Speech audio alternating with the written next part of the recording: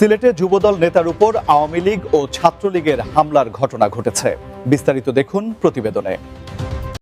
সিলেটের দক্ষিণ সুরমা উপজেলার মোগরাবাজার ইউনিয়নের খালেরমুখ বাজার এলাকায় মোটরসাইকেল পার্কিংকে কেন্দ্র করে এক যুবদল নেতাসহ দুজনের উপর অতর্কিতে হামলা চালিয়েছে আওয়ামী লীগ ও ছাত্রলীগের নেতাকর্মীরা। গুরুতর আহত অবস্থায় এই যুবদল নেতা ও তার ভাইকে Sylhet MAG Osmani medical college হাসপাতালে ভর্তি করা হয়েছে।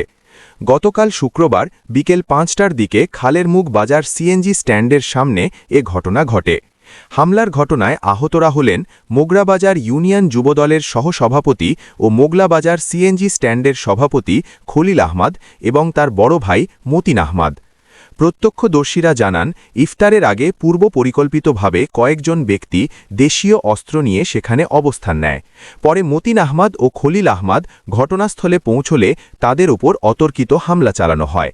এ ঘটনায় শায়েখ হান্নান, সুহেল, জুনেদ সহ আরও কয়েকজনের নাম উল্লেখ করে অভিযোগ করেন তারা। হামলার নেতৃত্বে স্থানীয় চেয়ারম্যানের ভাই ফয়সল ছিলেন বলেও অভিযোগ করেন। গুরুতর আহত যুবদল নেতা খলিল আহমদ জানান, মোটরসাইকেল পার্কিং নিয়ে আওয়ামী লীগের হান্নানের সঙ্গে আমার কথা কাটাকাটি হয়। এক পর্যায়ে হান্নান আমার বড় ভাই মতিন মিয়াকে দেখে নেওয়ার হুমকি দেন। এরপরই তাদের ওপর হামলা চালানো হয়। আহত মতিন আহমদ অভিযোগ করে বলেন, আওয়ামী লীগ ও ছাত্রলীগের চিহ্নিত কয়েকজন ব্যক্তি দেশীয় অস্ত্র নিয়ে তাদের ওপর হামলা চালায়।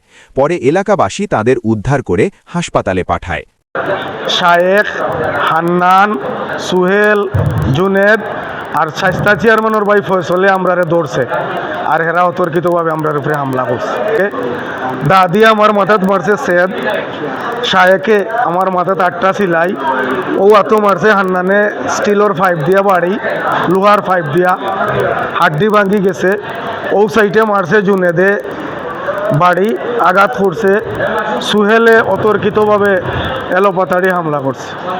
অতএব আমি আইনশৃঙ্খলা বাহিনী সহ প্রশাসনের দুর্যোগ কর্মকর্তার কাছে আমি বিচার চাইলাম এবং আপনারা যাওকা এলাকাত গিয়া তদন্ত করে দেখো ওগুলা হাসানি না মিশা।